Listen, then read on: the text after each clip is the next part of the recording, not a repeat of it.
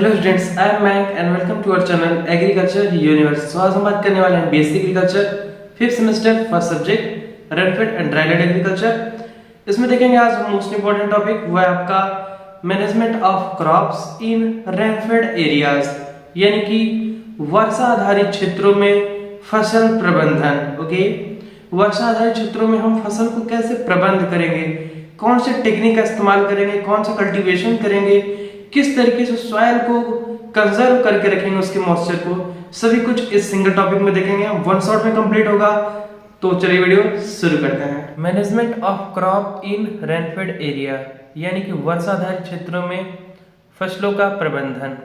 इसमें देखते हैं हम managing crops in rainfed areas require specific consideration due to the dependence on rainfall for agriculture. Here are some key management practices. Okay, इसमें बताया जा रहा है कि जो हमारा रेनफेड एरिया है, जैसे कि इसके बारे में थोड़ा सा देख लेते हैं हम, ये होता क्या है। इसके ऊपर पहले तो वीडियो में बना चुका हूँ, अगर आप नहीं देखे होंगे तो आप हमारे चैनल के प्लेलिस्ट में जाके वहाँ से देख सकते हैं। Direct rainfed and dryland agriculture में इसी प्लेलिस्ट में आपको मिल जाएगा वो। तो अब देखते हैं रेनफेड एरिया है क्या, थोड़ा सा ब्रीफली समझते हैं। देखिए, रेनफेड एरिया यानी कि वर्षा आधारित क्षेत्र, नाम से पता चल रहा है जो वर्षा पे आधार हो, यानी कि जो टोटली डिपेंडेंट हो ऐसा कल्टीवेशन ऑन रेनफॉल, उसको हम बोल देंगे रेनफेड एरियाज। ऐसे एरियाज जो कि जहाँ पर कल्टीवेशन किया जाता है और वहाँ पे उसके जो कल्टीवेशन है टोटली डिपेंडेंट किस पे, वर्षा पे, रेनफॉल पे, उसको हम बोल देंगे रेनफेड एरियाज। यहाँ पर दिया गया है कि इनको मैनेज कैसे करना है, और जो कि टोटली डिपेंडेंट है आपके रेनफॉल पे हमारी कृषि में, तो इनको कुछ तरीके, नए टेक्निक्स दिए गए हैं कैसे कंट्रोल करना है, कैसे मैनेज करना है और किन किन चीज़ों का फॉलो करते हुए कल्टीवेशन को कंप्लीट करना है। चलिए देखते हैं फर्स्ट पॉइंट। फर्स्ट आपका स्टूडेंट क्रॉप सिलेक्शन। ओके, यानी कि फसल को चुनना। Choose crop varieties that are well suited for rainfed condition, drought resistant and short duration crop में बी प्रेफर्ड। इसमें दिया गया है आपका कि choose crop variety that are well suited, यानी कि ऐसे वेराइटी को हमें चूज करना है जो कि वेल सूटेड रहे। कहाँ? फॉर रेनफेड कंडीशन, यानी कि वर्षा आधारित क्षेत्रों में, यानी कि वर्षा आधारित कंडीशन में वो क्या रहे, वेल सूटेड रहे, अपने आप को अच्छे से ग्रो कर पाए, जर्मिनेट हो पाए। ऐसी वेराइटी हमें सीड की ऑफकोर्स चूज करनी होगी। Drought resistant and short duration crop में बी प्रेफर्ड। इसमें होता क्या है कि आपका जो ड्राउट रेजिस्टेंट, यानी कि इसके अंदर सूखे को सहने की क्षमता हो, एंड शॉर्ट ड्यूरेशन क्रॉप, यानी कि कम से कम ड्यूरेशन वो क्रॉप हो, उसका जो लाइफ साइकिल है यानी कि कल्टीवेशन का वो कंप्लीट हो जाए, ऐसे क्रॉप्स को हम प्रेफर्ड करेंगे। That's complete. सेकंड आपका student rain water harvesting. Okay, इसमें दिया गया है implement rain water harvesting technique to capture and store rain water for irrigation during dry spell. Okay, यानी कि ये एक तरीके का तकनीक है जिसमें हम इम्प्लीमेंट करते हैं किसको, वाटर को कैप्चर करने का, स्टोर करने का। रेन वाटर जो वर्षा का पानी है, जो बारिश का पानी है, उसको हम क्या कर रहे हैं, स्टोर कर रहे हैं, कैप्चर कर रहे हैं for irrigation during dry spell, यानी कि सिंचाई करने के लिए जब आपका सूखा पड़ने लगेगा धीरे धीरे, उस टाइम हम क्या करेंगे, पानी को इरिगेट करेंगे, उसकी सिंचाई करेंगे। That's clear. इसलिए हम करते हैं क्या है, rain water harvesting, run roof वगैरह से और आपका जितने भी से बाहर भी हम उसको स्टोर करेंगे रेन वाटर को, ताकि अगर सूखा पड़ता है इनकेस तो हम वहाँ पर इरिगेशन की प्रोसेस कर सकें अपने फार्म पे। नेक्स्ट थर्ड आपका student soil conservation. Okay, implement soil conservation measures such as contour farming, terracing and cover cropping to reduce soil erosion and improve moisture retention. Okay, देखिए यहाँ पर बताया जा रहा है कि किन किन चीज़ों को हम इम्प्लीमेंट करेंगे अपने कल्टीवेशन में, जैसे कि आपका हो गया काउंटर फार्मिंग, हो गया टेरेसिंग, हो गया कवर क्रॉप्स का यूज करेंगे हम, जिससे आपका सॉइल का मॉइस्चर जो होता है बना रहता है। टू रिड्यूस सॉइल इरोजन, यानी कि सॉइल इरोजन को रिड्यूस करेगा, यानी कि मृदा जो क्षरण हो रहा है उसको कम करेगा। एंड इम्प्रूव मॉइस्चर रेटेशन, यानी कि मृदा में, मिट्टी में मॉइस्चर को भी बरकरार बनाए रखेगा। That's clear, third point. चलो देखते हैं नेक्स्ट आपका student fourth point crop rotation, यानी कि फसल चक्र। कई बार इसके बारे में पढ़ चुके हैं हम, एग्रोनॉमी में भी था फर्स्ट सेमेस्टर में। अभी थोड़ा सा देख लेते हैं ब्रीफली क्रॉप रोटेशन होता क्या है। ओके, क्रॉप रोटेशन यानी कि फसल चक्र practice crop rotation to improve soil health and reduce the risk of pest and disease. जितना हम प्रैक्टिस करते जाएंगे क्रॉप रोटेशन का, यानी कि फसल को एक्सचेंज करने का, अदल बदल करने का, जैसे कि फर्स्ट बार हम लेग्यूमिनेशियस क्रॉप लगा दिए, सेकेंड टाइम हम उसी फील्ड में नॉन लेग्यूमिनेशियस, फर्स्ट टाइम हम मोनोक्रॉप लगा दिए, सेकेंड टाइम ड्राई क्रॉप लगा दिए। ओके, तो ऐसे कल्टीवेशन, ऐसे जो रोटेट कर रहे हैं चीज़ों को हम, उससे क्या होगा, इम्प्रूव सॉइल हेल्थ, यानी कि हमारा जो मिट्टी है, मृदा है, उसकी जो स्वास्थ्य है वो इम्प्रूव होगी, फर्टिलिटी उसकी अच्छी रहेगी, बनी रहेगी, and reduce the risk of pest and disease. देखिए, और क्या करेगा, ये रिड्यूस करेगा जो कीट है, जो बीमारियां लग रही हैं हमारे मृदा में, मिट्टी में, और हमारे जो फसलों में लग जा रही है, उनको क्या करेगा, वो रिड्यूस करेगा, कम करेगा।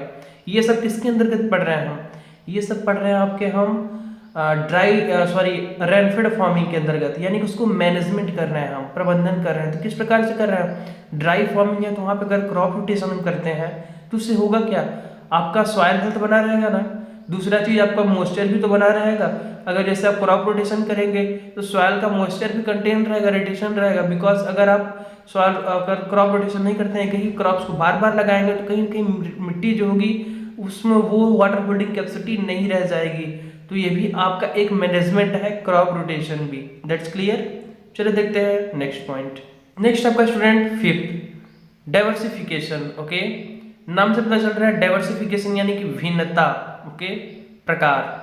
Diversify crops to reduce risk associated with weather variability, यानी कि डाइवर्सिटी क्रॉप क्या करेंगे, डाइवर्सिफाई क्रॉप्स क्या करेंगे, अलग अलग जो तरीके के हम फसल लगाएंगे वो रिड्यूस करेंगे आपके risk associated with weather variability, यानी कि मौसम जो चेंज होगा, जैसे कि कई बार अलग अलग मौसम आ जाएंगे तो उसके वजह से क्या होगा कि उनमें रिस्क जो रहेगा, एबिलिटी वो बहुत कम रहेगा। कंसीडर ग्रोविंग मल्टीपल क्रॉप और इंटरक्रॉपिंग, ये किसको कंसीडर करता है, आपके मल्टीपल क्रॉप्स को, यानी कि एक साथ दो या दो से ज्यादा फसल को लगाने को मल्टी क्रॉपिंग कहते हैं, या इंटरक्रॉपिंग कहते हैं, यानी कि दो लगभग आपको क्रॉप्स जैसे रहता है उनको लगाने का। जैसे हम लोग लगाते हैं सच आपका मटर हो जाता है, मछली हो जाता है साथ में, तो वो एक आप तरीके का इंटरक्रॉपिंग उसको बोल सकते हैं। इससे क्या होगा कि वेदर का जो इफेक्ट रहेगा वो बहुत कम रहता है इस पे। ठीक है, तो ये आपका टॉपिक कंप्लीट होता है डाइवर्सिफिकेशन। इसमें बेसिकली हम मल्टी क्रॉपिंग और इंटरक्रॉपिंग करते हैं, एंड इसमें रिड्यूस रिस्क ऑफ वेदर, यानी कि जो वेदर का है, जो मौसम का रिस्क रहता है वो बहुत कम रहता है।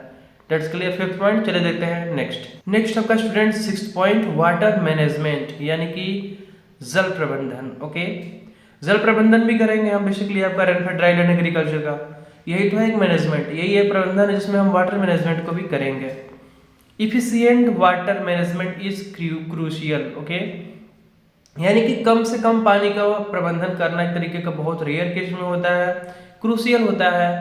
यूज टेक्निक लाइक मल्चिंग, इसमें हम इस्तेमाल करेंगे मल्चिंग का। Okay, and drip irrigation. Mulching यानी कि रेसिड्यू क्रॉप्स वगैरह उसको लगाएंगे, उससे सॉइल का मॉइस्चर बना रहेगा। एंड ड्रीप इरिगेशन करेंगे हम। ड्रीप इरिगेशन के बारे में कई बार बता चुका हूँ। डायरेक्ट हम पाइप वगैरह से रूट कांटेक्ट देंगे क्रॉप्स को, यानी कि डायरेक्ट वहां से हम वाटर जो है सप्लाई करेंगे, इरिगेट करेंगे on the directly root zone, यानी कि डायरेक्ट जड़ों तक पानी जाएगा, इससे पानी का वेस्टेज नहीं होगा। ठीक है, तो बेसिकली हम मल्चिंग का प्रयोग करेंगे, ड्रिप इरिगेशन का प्रयोग करेंगे वाटर मैनेजमेंट में। Drip irrigation to optimise water uses, ताकि वाटर जो यूजेस है वो ऑप्टिमाइज हो सके। ओके, यानी कि एक ऑप्टिमम लेवल पे एक अनुकूलित हो सके और बहुत ज्यादा वेस्टेज ना हो पानी का। That's clear in water management. चलिए देखते हैं नेक्स्ट पॉइंट। नेक्स्ट आपका student seventh, weather forecasting. Okay, stay updated on weather forecast to make informed decision about planting and harvesting time. देखिए, वेदर फॉरकास्टिंग भी बहुत ज़्यादा इंपॉर्टेंट रोल प्ले करता है आपका रेनफेड एरियाज को मैनेजमेंट करने का, मैनेज करने का। अब जैसे इसमें पता चलेगा हमें स्टे अपडेटेड, यानी कि हम पर्टिकुलर अपडेट रहते हैं, कब बारिश होने वाला है, कब कैसा मौसम होने वाला है, कब क्या चीज़ होने वाला है।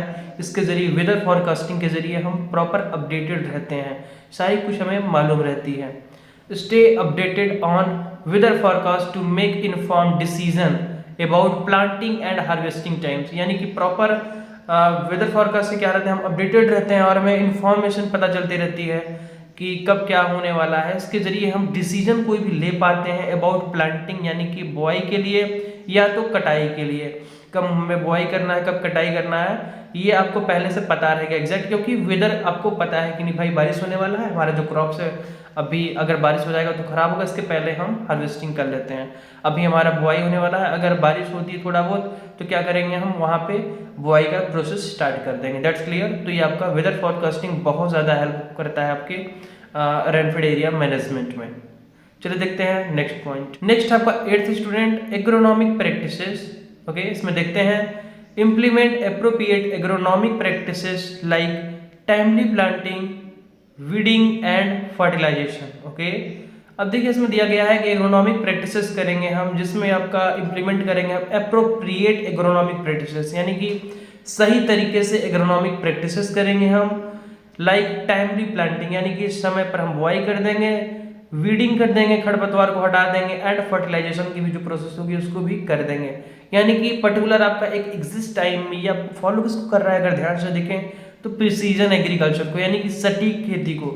ये भी एक तरीके का आपका सटीक खेती जो होता है वो बहुत ज़्यादा मैनेजफुल होता है हमारे रेनफेड एरियाज को। Okay, that's clear. 8th point. चले देखते हैं नेक्स्ट।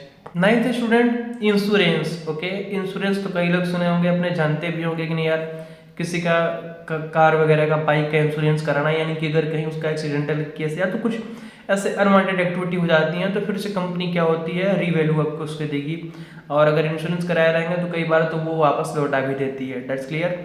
तो चलिए इसमें देखते हैं इंश्योरेंस क्या है हमारे अभी एग्रीकल्चर में। Consider crops insurance to mitigate financial risk associated with crop failure due to adverse weather condition. Okay, यहाँ पर बताया जा रहा है कि क्रॉप इंश्योरेंस किससे कंसीडर किया गया है, फाइनेंशियल रिस्क, यानी कि कोई किसान है अपना सभी कुछ लागत लगा के खेती करता है, और जो है अगर क्रॉप फेल्यूर आ जा रहा है, इन द केस अगर वो इंश्योरेंस कराया है अपने क्रॉप्स का तो क्या करेगा, फिर से उसको रीसेल कर पाएगा, यानी फिर से उसका रीवैल्यू उसको मिल जाएगा। एडवर्स वेदर कंडीशन ये होगा कब, ऐसा नहीं है कि नहीं अपने से खराब हो गया तो प्रोडक्ट उतना नहीं मिलेगा तो फिर से इंश्योरेंस जो कंपनी वो आपकी लौटाएगी, ऐसा नहीं है। एडवर्स वेदर कंडीशन यानी कि अगर मौसम खराब हो जाता है या तो फ्लड जैसे बाढ़ आ जाती है, सूखा आ जाता है, ये हम पढ़ किसके अंदर रहे हैं, रेनफेड एग्रीकल्चर के अंदर पढ़ रहे हैं, यानी कि वर्षा आधारित कृषि। तो उसमें ज्यादातर या तो आपका सूखा हो जाएगा या तो ऐसे रीजन होते हैं वहां पर फ्लड्स आ जाते हैं, बहुत ज्यादा बाढ़ वगैरह आ जाती है।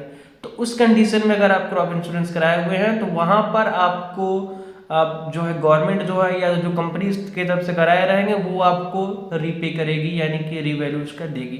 तो एक तरीके का ये हो गया आपका इंश्योरेंस। That's clear. चलिए देखते हैं नेक्स्ट पॉइंट। नेक्स्ट पॉइंट है स्टूडेंट आपका last 10th research and innovation. Okay, यानी कि खोज और प्लस आपका कैसे खोज, नई खोज। Stay informed about new technology and farming practices that can improve rainfed agriculture.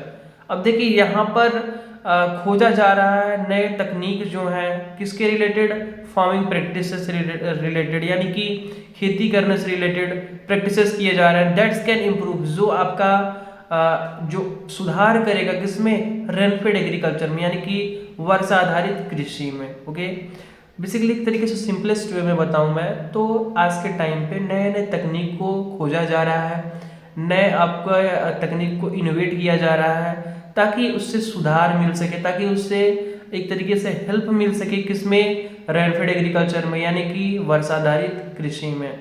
Such as drought resistant seed, जैसे कि अब इसमें क्या बात कर रहा है, जैसे कि ड्राउट रेजिस्टेंट सीड यानी कि जो सूखे को भी सह ले, यानी कि ऐसे सहनशीलता वाला जो बीज जो सूखे में भी अपने आप को प्रखर करे, यानी कि जर्मिनेट हो पाए, अच्छे से उसको भी रेजिस्टेंट कर पाए।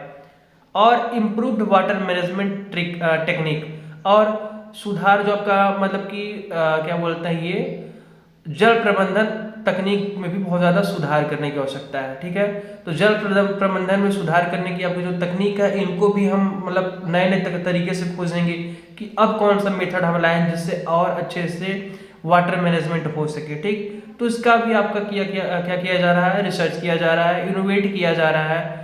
तो इसमें हम क्या पढ़े, बेसिकली आपका रिसर्च एंड इनोवेशन में हम इसमें नए नए तकनीक को ढूंढेंगे जो आपके वर्षा आधारित कृषि को इम्प्रूव करेगा, उनके नए नए टेक्नोलॉजी को सर्च करेंगे। और दूसरा चीज़ हम ऐसे सीड का सर्च करेंगे जो ड्राउट रेजिस्टेंट हो, यानी कि ऐसे सहनशीलता वाले बीज हों जो आपके सूखे में भी अच्छे से प्रखर हो पाए, जर्मिनेट कर पाए, अच्छे से उनका कल्टीवेशन हो जाए। एंड थर्ड वन आपका देखें हम इसमें वाटर मैनेजमेंट प्रैक्टिसेस को भी इम्प्रूव करना है, ठीक है। जो आपके फसल प्रबंधन है, तकनीक है, उनको भी हमें सुधार करना है। That's complete 10th point. Hope आपको हमारा ये वीडियो पसंद आया हो। अगर कोई कॉन्सेप्ट, कोई पॉइंट, कोई आपका टॉपिक रह जाता है तो आप कमेंट करके मुझे बता सकते हैं कि भैया ये वाला प्रॉब्लम रह गया है, ये नहीं समझ में आ रहा है, तो मैं इस पर कमेंट करके आपको रेजोल्यूशन प्रोवाइड कर दूंगा। एंड अगर आपको ज़्यादा प्रॉब्लम होता है तो मैं इस पर सेपरेट वीडियो भी बना दूंगा। तो यार बिल्कुल आप निश्चिंत रहिए, अच्छे से पढ़ाई करते रहिए और फिर मिलते हैं नेक्स्ट वीडियो में। तब तक के लिए बाय बाय, टेक केयर।